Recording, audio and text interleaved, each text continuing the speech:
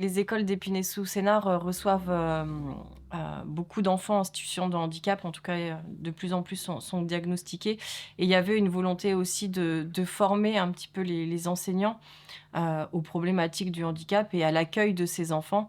Donc par l'intermédiaire de l'activité physique adaptée. Donc on a proposé des activités physiques qui pouvaient être adaptées, aux enfants en situation de handicap, mais tout enfant, parce que aussi notre intérêt, c'était de faire découvrir d'autres activités et de les mettre en mouvement, pour pouvoir aussi inclure et donner des clés, des billes, aux enseignants pour l'accueil de ces enfants. Voilà, donc il y a eu ce volet formation auprès des enseignants et des élèves. Et puis, sur le projet capacité, il a été très riche puisque on parlait de territoire tout à l'heure, chaque classe participant à ce projet a été jumelée avec un institut médico-éducatif du territoire aussi.